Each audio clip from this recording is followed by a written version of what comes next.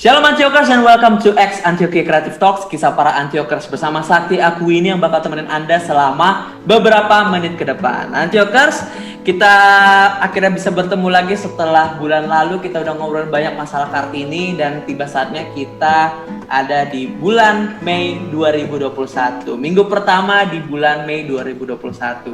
Dan di tema bulan ini kita lebih agak bebas ya. Karena apa? Karena kita juga kebetulan akan segera menyongsong hari kenaikan dan juga hari Pentakosta. Jadi kemungkinan akan ada jadwal kita yang mungkin beberapa hari ke depan Antioquia Creative Talks tidak ada. Tapi nggak apa-apa. Dan spesial hari ini untuk sebelum kita jeda nih Antioquia Creative Talks-nya, kita akan mengadakan sesi temu kangen dengan satu teman kita yang bisa dibilang udah lama banget kita nggak ketemu ya, karena dia sudah pergi jauh ke sana keluar Indonesia. Sebenarnya masih di Asia gitu, cuman secara tata bahasa agak berbeda dengan kita. Kalau misalkan masih Asia Tenggara kan masih sama tuh ya bumbunya, tapi kalau ini agak gimana ya, beda lah pokoknya. Langsung aja buat yang penasaran, tapi harusnya nggak penasaran karena di poster sudah ada namanya. Namanya adalah Kak Desi Haliati atau biasa saya panggil dengan Kakak Desi. Ini dia. Halo Kakak Desi, selamat malam. Halo Sakti, hai Antioquia. Welcome. Kakaknya Rati. Halo Kak Desi, gimana di sana? Baik, puji Tuhan, sehat. Lancar lah ya semuanya ya ampun. Kelihatannya suaranya makin berbeda. Terakhir kita juga, aku teleponan ke Kak Desi untuk briefing ini juga kayak apa di sana, apa yang berubah di sana kayaknya? Apakah beda ininya? Oke Kak Desi Haliati, senang sekali bisa mengundang Kak Desi di sini. Nah, aku pengen banget untuk di awal sesi ini mungkin ada beberapa Antiokers juga yang mungkin belum tahu Kak Desi. Kalau jemaat biasanya ibadah pagi harusnya tahu lah Kak Desi siapa gitu ya. Tapi Kak Desi boleh perkenalkan diri, mungkin bisa perkenalannya kayak nama lengkapnya siapa, terus nama panggilannya siapa, terus pelayanan selama di Antioquia apa saja dan beribadah di gereja ini mungkin dari bisa disebutkan juga dari tahun berapa. Harusnya kalau berarti barengan sama si Tante juga. Silakan Kak Desi perkenalkan dirimu. Oke, nah, halo Antiokers, nama saya Desi Haliati, biasa dipanggil Desi. Kalau untuk ibadah mungkin sejak remaja udah ibadah di Antioquia. Itu mungkin kalau nggak tahun 95, 96. Terus pelayanannya ya. Pelayanannya ikutinnya itu singer sama kur gabungan.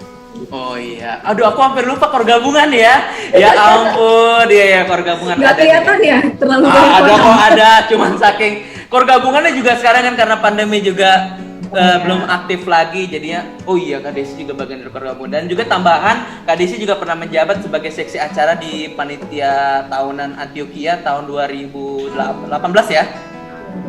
2018 bersama Rafa, Lina dan juga Kak Alfian. Astri ketuanya ya, Kak Astri ketuanya. Kak Astri. Anyway Kak Desi, makasih banyak loh udah bisa menyempatkan hadir di sini. Pastinya kita senang banget, Antiokers juga senang banget. Tadi sebelum ini tayang kita sempat infokan ke Tante ini ya, Rehati. Ini narasumbernya Kak Desi nih, udah. Oh gitu ya. Oh iya, salam ya katanya. Kok salam gitu. Ya, bercanda lah ya. Anyway Kak Desi, aku ingat banget waktu pertama kali Kak Desi waktu ini kan tadi Antiokers juga disebutkan bahwa Kak Desi sekarang kan sudah berpindah ke India, kurang lebih seperti di negara India. Nah Kak Desi mungkin di awal ini bisa ceritain dulu Kak, menetap di India ini spesifiknya di kota apa, dan juga mungkin berpindah ke sana itu sudah berapa lama sih sehingga dari Indonesia ke negara India. Silakan Kak. Oke, kalau pindah sebenarnya sudah dari 2019, cuma visanya kita itu waktu itu masih visa free, jadi setiap 3 bulan aku mesti balik ke Indonesia. Oke. Jadi, tapi setelah itu Januari tahun lalu ya, India lagi 2020. Sejak itu kan Januari, Maret mulai start COVID nggak bisa pulang. Terus akhirnya kita udah bikin visa lagi untuk yang 1 tahun sekali, jadi nggak harus pulang setiap 3 bulan sekali ke Indonesia. Terus Tetapnya itu di Bangalore, di South India, India bagian bawah. Oh, Bangalore ya. Iya. Bangalore, siap. Dan Kak Desi ini kan harusnya udah tahu ya bahwa ke India ini pastinya karena Mengikut suami. suaminya adalah seorang India teman-teman. Dan kebetulan belum bisa join sama kita ya hari ini ya, karena ada satu dan lain hal, tapi nggak apa-apa, puji Tuhan, luar biasa. Nah, Antiochus sedikit informasi nih, Kak Desi ini seperti bilang tadi kan menikah dengan warga negara India, dan juga infonya Kak Desi ini ternyata menikahnya juga ternyata bukan di Indonesia ya, artinya menikahnya juga di India. Boleh diceritain nggak sih Kak serunya prosesi pernikahan di sana gimana nih? Apakah waktu resepsi itu ada kejar-kejaran? Seperti apa Kak? Itu kalau pengen nonton film India ya. Yang Indosiar ya? Antv. Oh ya, Antv juga ada biasanya. Yang Syahir Syekh ya? Silakan Kak. Oke, kalau prosesinya kalau ikutin adat, pasti beda-beda ya.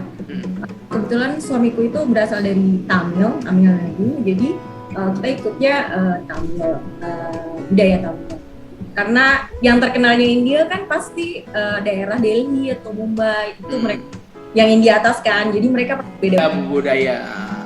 Nah kalau yang sering nonton itu yang ada adat-adat macam-macamnya itu kita beda banget gitu. banget, tapi ya ada sedikit perbedaan. Kayak contohnya kalau menikah di India, sebenarnya kalau di India itu kalau di Indonesia yang menikah itu kalau menikah biasanya kan yang bayar atau yang banyak mengeluarkan uang itu adalah pihak laki-laki atau mereka join bersama. Nah kalau di sini wanitanya harus membeli lelakinya, jadi terus biasanya juga kalau misalnya mereka ada 2 kali kan, kayak pertunangan dulu baru pernikahan.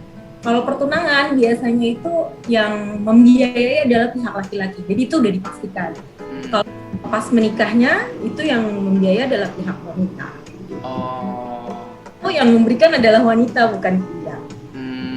Terus kalau nikah di Indonesia kan simple ya, pagi pemberkatan, malam langsung resepsi. Iya. Itu kebalik, resepsi dulu baru pernikahan. Kebanyakan oke. Kayak aku kayak kemarin ini kalau nggak salah Rabu Kamis ya. Jadi kita malam resepsi dulu, besok paginya baru menikah. Biayanya akan lebih mahal. Kalau di Indonesia 1 hari, kita 2 hari. 2 hari dan kita harus sewa kayak hall dan itu plus room. Karena orang yang dari jauh, kebanyakan mereka akan datang dari sehari sebelumnya, jadi mereka akan nginep. Oke, paham. Luar biasa. Dan infonya juga, saya juga ingat waktu itu gambarnya itu Tante Rehati juga ikut ke India kan, kalau nggak salah ya? Nah itu Rehati, Friendly, Om, adiknya Papa sama Mama. Oh ada, oke. Oh teman-teman siapa aja? Temen kantor dulu sih 2 orang. Oh teman kantor, luar biasa. Berarti ya sanak saudara Kak Desi bisa dihitung dengan jari lah ya. Artinya ya nggak banyak juga, tapi nggak apa-apa. Karena setelah menikah juga sempat ke Indonesia juga untuk diperkenalkan nih. Wah ini sudah menjadi pasangan juga, luar biasa. Waktu Tante Reati dan keluarga juga datang ke India, gimana tuh? Apakah ada kalau Kak Desi mungkin sudah biasa ya karena berhubungan dengan sang suami juga pasti kan dari pacaran juga mungkin udah tahu kebiasaannya seperti apa gitu. Tapi kalau Tante Reati dan Friendly Rati gitu kan yang ke India gitu yang tidak ada hubungan langsung dengan India, ada culture shock nggak sih yang terjadi waktu mereka datang? Yang pasti ya, karena pertama pasti yang beda itu makanan, karena makanan itu pasti akan beda banget kan. Kalau di Indonesia kalau belum makan nasi nggak kenyang kan? Iya. Paling nggak 2 kali makan nasi atau paling maksimal 3 kali kan ngaku. Sorry, saya 4. Luar biasa. Kayak obesitas dong. Kalau di sini kan kebanyakan mereka makan, kebetulan suamiku itu vegetarian. Oh vegetarian, oke. Vegetarian, pure vegetarian. Telur pun dia nggak makan. Ada vegetarian yang telur mereka masih oke. Gitu. Hmm. Ini tuh makanannya itu kalau pagi kadang kan kita nasi uduk pasti. Ah. Di sini mana ada sarapan nasi uduk, nggak ada. Oh. Jadi kebanyakan mereka makannya itu kalau pagi itu disebut ada namanya idli. Bentuknya kayak apem gitu. Oh ya. Yes. Jadi kayak kakek kari. Nah biasanya makan pagi itu atau dosa. Dosa dimakan ya. Oh. Itu Apa itu dosa itu apa? jadi kalau pernah makan the crabs, Ya ada crepes, oke. crabs itu kan tipis banget ya. Ah. Ini kayak ada apemnya, jadi agak tebal sedikit. Oke. Makannya pakai kentang atau pakai kari yang kentang. Itu kalau pagi. Jadi makan nasi kebanyakan kita hanya siang, malam jarang-jarang makan nasi. Jadi tapi nggak kurus ya. Saya no komen kalau masalah fisik, saya takut dimarahin. Dan seperti yang Kak Desi bilang tadi, kan Kak Desi bilang igli dan juga dosa tadi, itu kan makanan yang mungkin kurang familiar dari Kak Desi. Tapi ketika masuk ke India, apakah kok rasanya gini atau enak-enak aja sih untuk dinikmati pertama kali waktu itu masuk India? Kalau makanan pertamanya ini dong, apa sih ini rasanya gitu sebenarnya. Iya. Tawar ya, yang memberi rasa itu kan side dish-nya. Soalnya, nggak kenyang nih makan cuman ini doang. Biasa ketemu nasi uduk, ketemu bakwan kan ya. Iya. Sama bumbu kacang ya. Sama bumbu kacang. Ya gini sehat banget nih, gitu kan. Oke, itu sebenarnya idli pun terbuatnya dari fermentasi beras. Jadi beras dan mereka fermentasi. Jadi sebenarnya nasi juga cuma dalam bentuk lain. Oh iya. Karena api udah terbiasa ya udah. Akhirnya jadi terbiasa. Ya pasti banyak lagi hal-hal lainnya gitu. Itu kayak misalnya tadi contohnya makanannya gitu. Kalau misalkan apalagi sih Kak yang mungkin terlihat berbeda gitu. Tadi kayaknya sempat tadi ada spoil juga Kak Desi secara kultur pasti ada berbeda tapi ada yang mencolok mungkin dari sisi orang-orangnya gitu. Orang Indonesia dan orang India. Apa yang bisa diinfokan? Kalau orang-orangnya ya.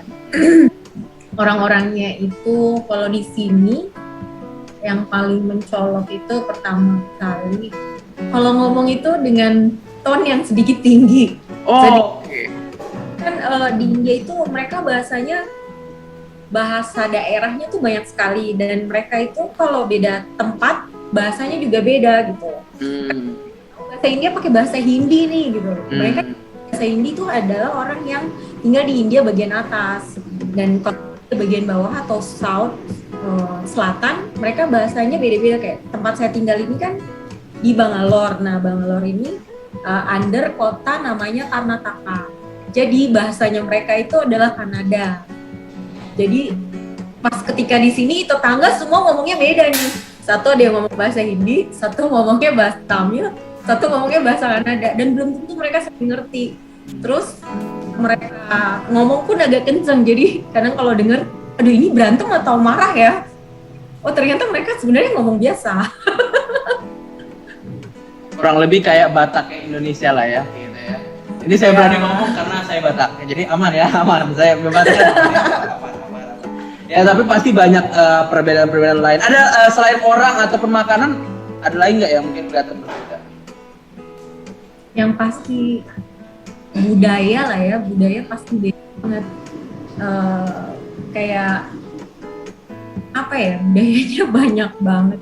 Mereka tuh kayak kalau yang bener-bener karena di sini mayoritas orang Hindu, jadi kalau sore, pagi, siang, sore, mereka tuh kadang tuh kan kayak tetangga aku nih, aku tinggal di lantai 2 dan lantai 1 ini ada seorang ibu tuh yang sepertinya sangat ini sekali.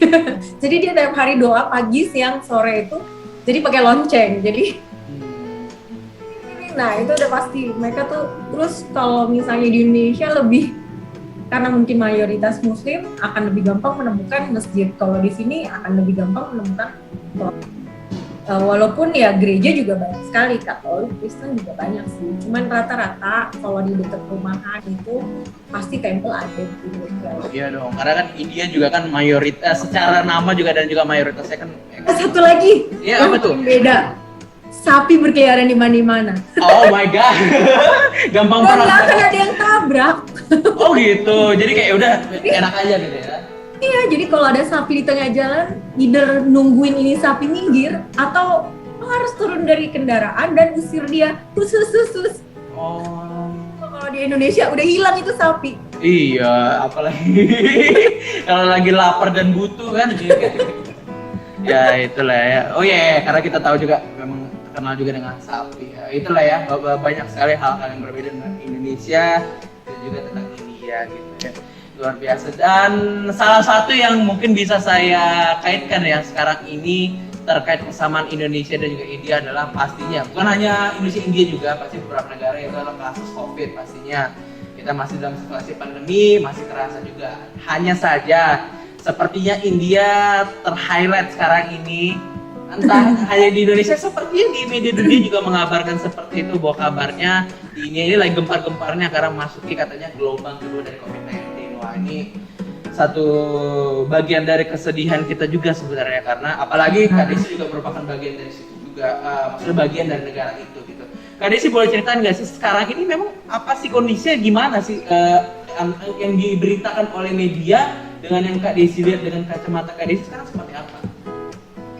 Kalau sebenarnya ya, ini kan akhir-akhir ini ya, pas bulan April ya, ini April, sekarang udah Mei ya. Sudah Mei, Nah, pas April itu kan sebelumnya kan sudah oke, maksudnya sudah turun banget habis, udah mau habis kayak banget. Sudah habis karena memang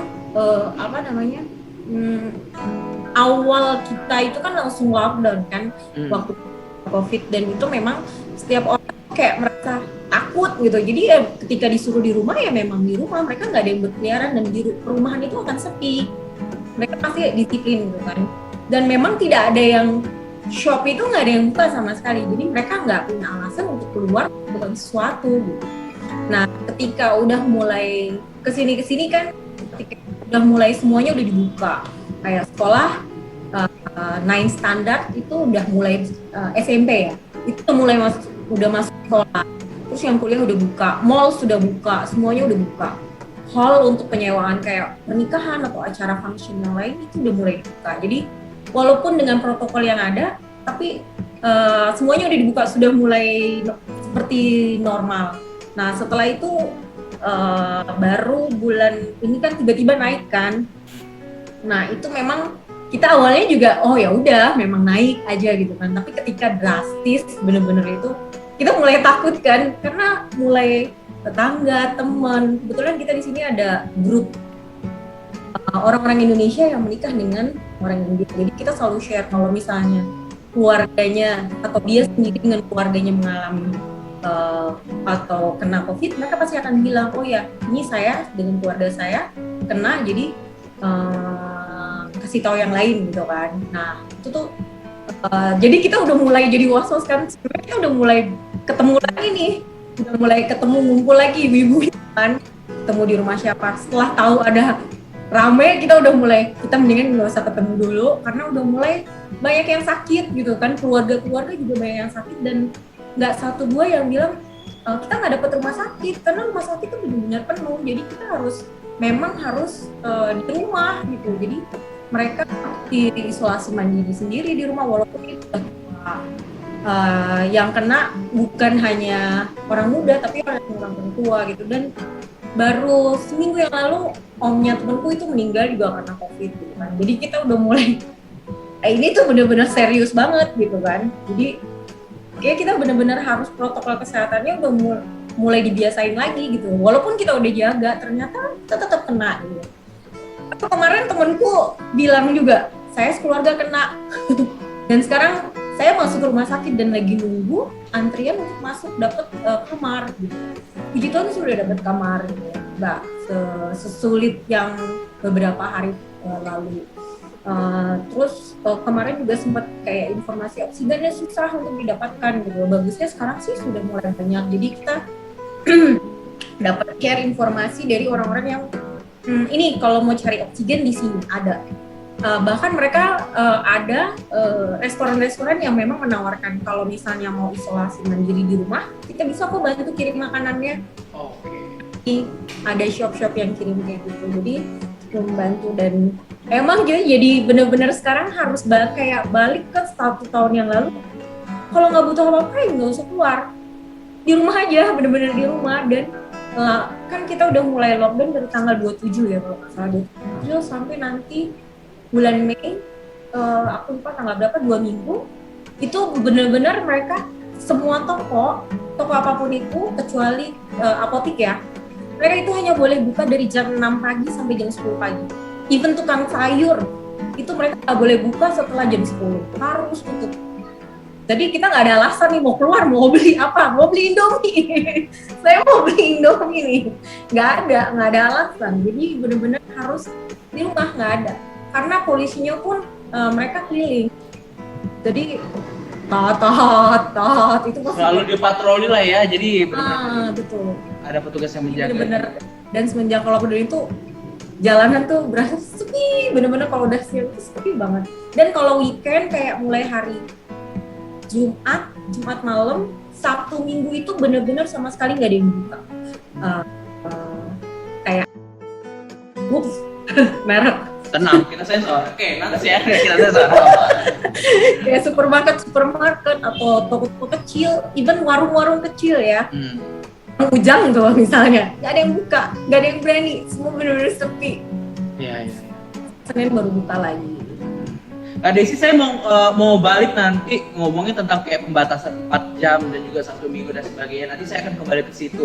Tapi tentang kasus COVID-19 ini, karena saya juga kan kita tetap ini kan selalu observe terlebih dahulu dan melihat grafik gitu. Benar seperti yang Kak Desi bilang tadi, bahwa kita lihat bahwa statusnya secara grafik itu sudah menurun banget dan hampir habis infonya kayaknya di sebelum Maret 2021. Yang mengejutkan adalah ketika di grafik itu kita lihat bahwa di Maret 2021 itu langsung melonjak tinggi tanpa rem sepertinya sampai hari ini ya, seperti hampir 400.000. Wah, tinggi banget ya, memang benar 400.000 sekitar seperti itu yang diceritakan oleh media gitu. Yang saya heran gitu kan udah sempat turun, tapi kok bisa naik lagi itu. Kacamata Kak Desi ngeliatnya itu disebabkan karena apa nih? Apa memang protokol di sana sudah mulai kayak udahlah kita abaikan aja, udah turun ini, atau ada alasan lain yang mungkin bukan seperti itu gitu dari Kak Desi?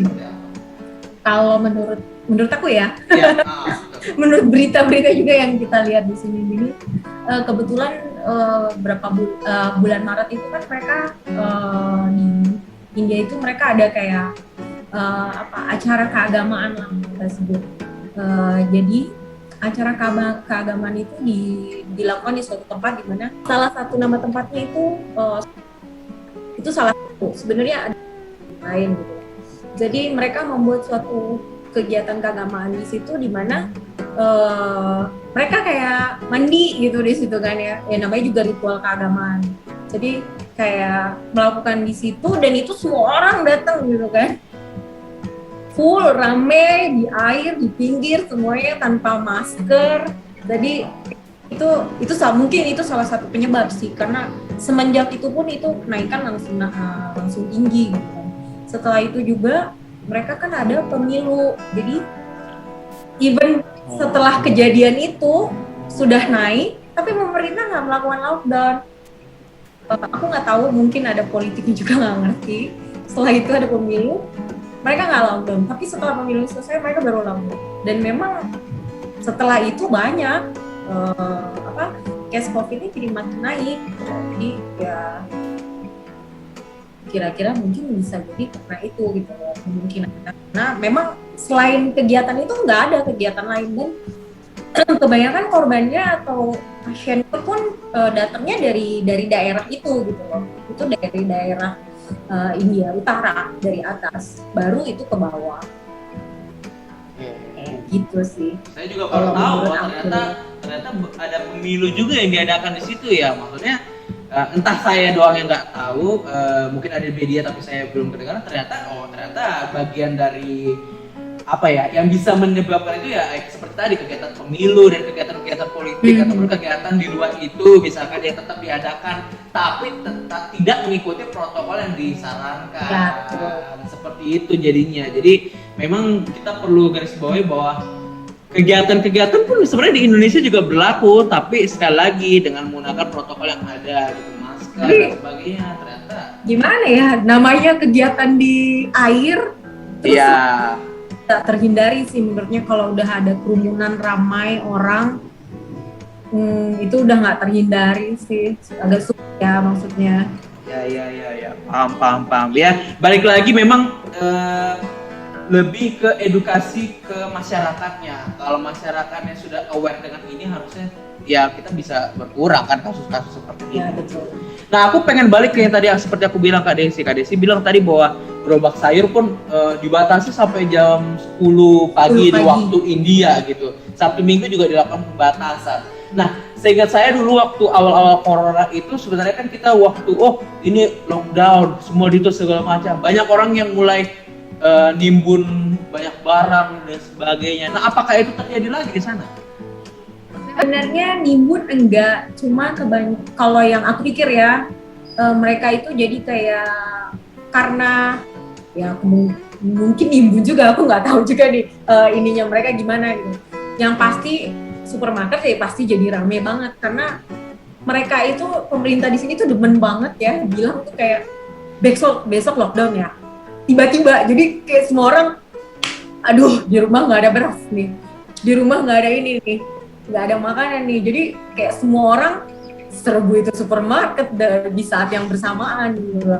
Itu waktu aku terakhir ke supermarket itu sampai orang supermarketnya bilang ini, tomorrow we are open, don't worry, tomorrow we are open gitu. Cuman ya namanya orang kita nggak bisa ini kan. Dan mungkin mereka juga pikirnya kalau misalnya besok datang, apakah rame atau enggak gitu. Tapi ya hari ini lo datang juga itu rame, nggak bisa menghindari kekroditan orang gitu loh. Kecuali supermarketnya besar gitu. Dan supermarketnya nggak besar banget. Gitu. Setiba-tibanya nggak besok juga gitu loh ya.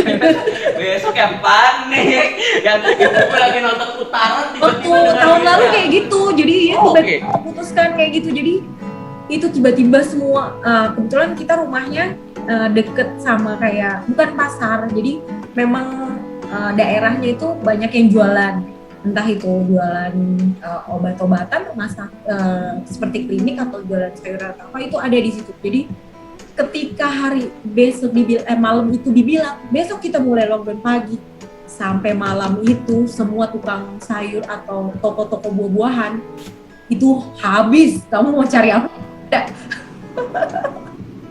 Iya, jadi panik massal juga ya jadi.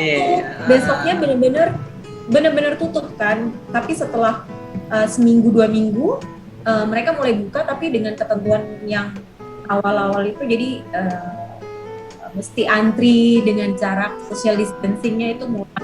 Jadi benar-benar ini, dan semua tukang sayur pun itu harus pakai masker dan mereka memang pakai. Itu tahun lalu ya. Kita udah mulai sosok lagi jadi ya. Dan harapan kita ya itu ya, harapan kita semoga walaupun memang masyarakat sudah mulai kayak jenuh dan sebagainya, kita harus tahu bahwa sebenarnya ini kasus yang tidak bisa kita pandang sebelah mata. Jadi harus benar-benar aware banget, dan mungkin protokol yang sempat dijalankan tahun lalu sehingga bisa mengurangi kasus yang sehingga sebelum Maret itu bisa terjadi lagi gitu. Dan tadi ada titipan juga sebenarnya Kak Desi. Jadi aku menganggap bahwa Kak Desi juga menjadi rakyat India juga sekarang. Kita dari Anjoki juga sebenarnya mengucapkan semangat terus buat teman-teman yang di sana ya, baik masyarakat India juga, dan juga Kak Desi, dan juga mungkin tadi seperti perkumpulan orang-orang Indonesia yang menikah dengan India, supaya semua berjalan lancar, India juga kembali seperti awal lagi gitu. Karena pastinya ini bukan hanya efek ke ini ya, secara fisik supaya kita mau sehat kita harus lockdown, tapi secara mental supaya kita tetap happy di rumah aja juga kayaknya kesulitan gitu. Jadi memang ini pertimbangan balik yang sangat sulit, tapi memang harus kita jalani, dan kita harapkan di India semakin membaik Kak Desi. Luar biasa. Infonya Kak Fasan, sang suami bekerja WFH ya di rumah ya? Ya, sudah setahun WFH. Sudah setahun WFH, sama beberapa di kantor. Saya juga. Semoga. Ini kemarin kan diinfokan kalau misalnya kalau di Indonesia kan yang dapat vaksin mulai umur 60 tahun ya baru bisa dapat, atau orang publik yang kerja di BUMN atau yang lainnya. Sebenarnya di sini kan udah mulai starting dapat vaksin itu kan umur, kalau di sini 45 tahun sudah bisa dapat.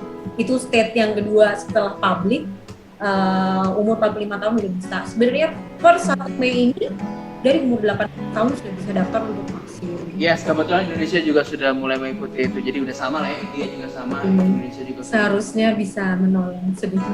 Iya. Kak Fasan bekerja di WFA. Informasinya Kak Desi belum bekerja ya di sana ya, jadi masih aman ya, masih di rumah. Gini. Ini perlu diklarifikasi karena Kak Desi ini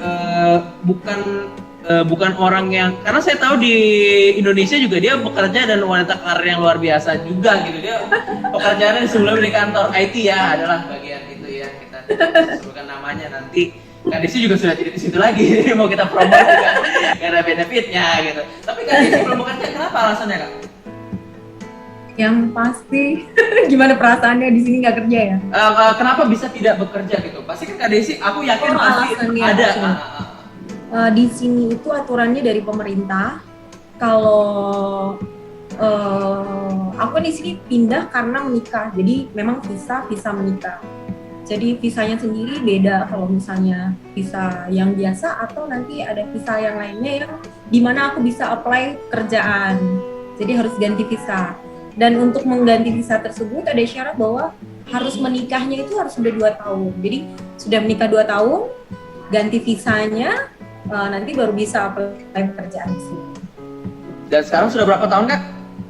1 lewat ya, berarti ya sudah 2 tahun nanti bulan Juni. Udah lama sekali ya. Semoga nanti kalau memang Kak Desi berkeinginan untuk belajar kerja semua dilancarkan. Amin. Dan juga harapannya bisa WFA. Karena tadi balik ke tadi. Langsung WFA ya? Langsung WFA. Baru masuk dari WFA kayak senang banget kita. Tapi Kak Desi, kalau kita berandai-andai gitu ya, misalnya India kasusnya juga ya memang sedang tinggi, kita harapkan semoga semua mulai mereda. Dan kalau misalkan suatu saat ada masa di mana ternyata COVID-19 sudah berakhir gitu, atau at least India sudah aman, untuk dianggap aman untuk teman-teman yang lain dari Indonesia, mungkin teman Kak Desi untuk berkunjung ke India. Kira-kira kalau dari Kak Desi diajak misalkan sebagai tour guide misalkan gitu ya, Kak Desi bakal ajakin pertama kali kemana nih destinasinya kalau di India? Kebetulan ya, ketika saya pindah dan mulai stay di sini, tiba-tiba lockdown, COVID dan saya belum kemana-mana nih. Kasian banget, jadi ketika datang langsung dikurung di sini. Tapi punya impian, punya keinginan sebenarnya di India ada tempat yang bagus banget itu di Kashmir. Itu Kashmir. Banyak orang yang pengen datang ke sini. Kashmir itu bagus tempatnya. Aku sih rekomen karena aku juga pengen ke sana. Iya. Jadi kesannya orang ngajak tour guide itu lebih ke ini ya, ngajak bareng lah ya. Liburan bareng. Cari teman bareng. Iya. Teman bareng. Karena nanti kalau misalnya tanya, ini apa gitu, sama kita juga baru datang. Saya juga baru. Ya, kita harapkan semua bisa terjadi dan indah pada waktunya Kak Desi. Anyway Kak Desi, kita udah ngobrol-ngobrol panjang nih soal Kak Desi, bagaimana tadi tentang pernikahannya dengan rakyat India yaitu Kak Fasan, dan juga tadi cerita juga bagaimana nih kondisi sekarang aktual di India terkait COVID-19. Dan sangat memprihatinkan Kak, karena jujur kita ketika bikin Temu Kangen ini sebenarnya kita dari sebelum-sebelumnya juga cari gitu siapa yang kita pengen temu kangen lagi, kayaknya ada di teman kita luar negeri, nggak tahu mana, tiba-tiba ada kasus India, keinget kita punya teman dekat di India gitu. Akhirnya kita bisa menang Kak Desi lagi, puji Tuhan. Dan biarlah di akhir sesi ini aku pengen dari Kak Desi aku selalu kasih ke narasumber sesi closing statement namanya Kak. Jadi dari Kak Desi akan memberikan sebuah kalimat penutup lah, itu bisa apa aja, tapi kalau misalnya mungkin untuk dari kita request dari closing statement Kak Desi, ada nggak sih misalkan harapan gitu ke depannya bakal seperti apa gitu, baik untuk diri sendiri, baik untuk India juga, untuk suami ataupun untuk keluarga seperti apa, atau misalkan ingin menyampaikan sesuatu ke Antiokers yang ada di rumah juga, monggo silakan. Oke Kak Desi, waktu dan tempat saya persilakan. Oke, panjang nih ya. Sikat. Oh enggak. Paham. Oke, kalau harapan semoga cepat berlalu COVID ini. Jadi semua normal kembali. Jadi keadaan ekonomi semua orang bekerja pun istilah katanya semua kembali ke normal. Begitu harapannya untuk semua negara ya. Intinya bisa berkumpul lagi dengan keluarga, nggak ada kekhawatiran lagi. Terus ada satu hal lagi yang sebenarnya bukan pesan sih, bukan juga harapan, tapi apa ya? Aku pindah ke sini kan banyak sekali yang harus ditinggalkan, nggak cuma pekerjaan, keluarga, pelayanan, banyak yang di teman, sahabat itu semua aku tinggalin, aku pindah ke sini benar-benar sendiri kan. Satu saat itu aku ketika mau pindah itu ya, itu benar-benar kayak ini banget, dipikirin banget gitu, kayak keluarga oke, nanti aku bisa kembali lagi gitu ketemu keluarga aku atau temen. Tapi kalau kayak pelayanan itu ya aku di DPD gereja udah lama, terus dari remaja, terus pelayanan di sana. Kalau aku pindah ke sini aku mesti cari gereja baru, terus nggak mungkin aku datang aku mau pelayanan gitu kan. Dan aku harus cari yang English service karena nggak semua gereja ada English service, karena aku kan nggak ngerti bahasanya. Benar-benar harus, sampai sekarang pun belum menemukan benar-benar belum menemukan aku di gereja ini deh, mau berkembang di gereja ini. Aku udah pindah-pindah gereja beberapa kali sih gitu. Satu hal yang aku ini banget soal pelayanan yang aku tinggalin, aku pernah berpikir, aduh Tuhan aku nggak bisa pelayanan lagi, aku melakukan apa ya gitu. Sampai satu saat aku pikir, aku dengar firman Tuhan dari seseorang di YouTube bilang bahwa pelayanan itu nggak cuma di gereja loh, guys. Di gereja itu pelayanan hanya untuk, di gereja siapa yang datang? Orang Kristen doang. Itu kamu berarti pelayanan hanya untuk orang Kristen. Pelayanan sesungguhnya itu adalah ketika kamu keluar dari gereja, itu adalah pelayanan yang sesungguhnya. Apapun itu yang baik di mata Tuhan, itu pelayanan buat kamu. Itu benar-benar ya benar juga ya Tuhan ya. Ke gereja cuman oke lah, kita nggak datang yang ibadah setiap hari di gereja, kan pasti ada ibadah yang lainnya. Anggaplah kita seminggu sekali ke gereja, berarti kamu cuma melayani Tuhan seminggu sekali dong gitu kan. Di luar itu kamu melayani enggak gitu kan. Jadi setelah itu aku pikir oke, aku nggak melayani di gereja nggak apa-apa, tapi aku bisa melayani di kehidupan aku sehari-hari gitu, entah itu dengan keluarga atau dengan tetangga atau dengan orang lain gitu. Jadi aku nggak berkecil hati lagi, aku nggak pelayanan Tuhan, tapi aku pelayanan Tuhan sebenarnya, cuma dalam bentuk yang lain. Pesan juga buat teman-teman yang lain, pelayanan itu bukan hanya di gereja, gitu sih. Ini jarang diangkat, pelayanan tidak hanya di gereja. Memang pelayanan ya, gereja menyediakan wadah itu untuk pelayanan, ya, tapi usahakanlah melayani dalam setiap apapun. The real pelayanan harus di luar gereja itu, Pak. Yes, betul sekali. Wah Kak Desi, ini kalimat penutup yang sangat gimana ya? Kebetulan, kita perlu infokan nih sekarang, kebetulan karena Kak Desi juga ngomong seperti ini. Ini adalah episode terakhir sebelum Antioquia Creative Talks merayakan 1 tahun ulang tahun. Oh, jadi ini menyimpulkan semuanya gitu, bahwa pelayanan tidak hanya di gereja, bahwa kegiatan-kegiatan kecil yang kita lakukan, mungkin kelihatan kita kecil gitu, tapi apapun yang kita lakukan dengan senang hati dan buat Tuhan pasti itu luar biasa, Kak Desi. Oke Kak Desi, sebelum kita menutup sesi kita pada malam hari ini, izinkan saya untuk mendoakan Kak Desi dengan apapun yang dirindukan sekarang ini. Seperti yang Kak Desi bilang, sekarang juga masih mencari juga kebutuhan gereja mana yang pas. Kita harapkan memang betul seperti yang bilang tadi, pelayanan bisa lakukan mana aja, tapi kalau memang ada kesempatan untuk melayani gereja, pasti Kak Desi juga melakukan itu. Kita doakan supaya bisa mendapatkan segera. Dan saya juga akan mendoakan Antiochers yang akan berbicara pada malam ini. Izinkan saya berdoa untuk kita semua, Kak Desi. Mari Antiochers kita bersatu di dalam doa. Tuhan Yesus, terima kasih Tuhan untuk segala berkat-Mu. Kami ucap syukur pertemuan kami pada malam hari ini merupakan pertemuan yang sangat luar biasa Bapak, bersama Kak Desi Haryati yang ada di India saat ini Bapak. lupakan. Percaya Tuhan Yesus, apa yang kami lakukan pada malam hari ini boleh menjadi sebuah kekuatan buat orang-orang di luar sana yang mendengarkan Bapa. Kami juga telah mendengarkan Tuhan Yesus bagaimana situasi yang terjadi di India saat ini. Tuhan Yesus begitu sangat menyedihkan dan mungkin mengkhawatirkan juga Bapa. Tapi kami percaya kuasa Tuhan tidak akan pernah meninggalkan orang-orang yang percaya kepadamu. Dan biarlah Tuhan, kami berharap bahwa India bisa menjadi lebih baik lagi, menjadi pulih Bapa dari virus-virus itu Bapa, dan boleh melakukan akses mereka dengan baik kembali Tuhan.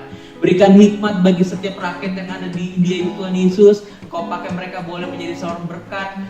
Kau berikan mereka pengajaran Tuhan untuk mau mengikuti setiap protokol yang ada supaya menyudahi penyakit-penyakit COVID-19 ini Bapak. Terima kasih Tuhan Yesus. Hamba berdoa Tuhan Yesus untuk Kak Desi Haliati Bapak, dalam apapun yang dia rindukan, apapun dia ingin lakukan Bapak. Kami percaya Kau pakai dia lebih lagi Tuhan untuk menjadi sumber berkat dimanapun dia berada Tuhan Yesus. Terima kasih Bapak. Berdoa untuk keluarganya Bapak bersama Kak Fasan Tuhan Yesus yang di India, pekerjaannya Tuhan, kesehatan mereka juga Engkau berkati. Apabila mereka merasakan penyakit mungkin Bapak, gejala-gejala COVID ataupun gejala lainnya, kami percaya Tuhan sembuhkan, Tuhan pulihkan Bapak. Terima kasih Tuhan Yesus.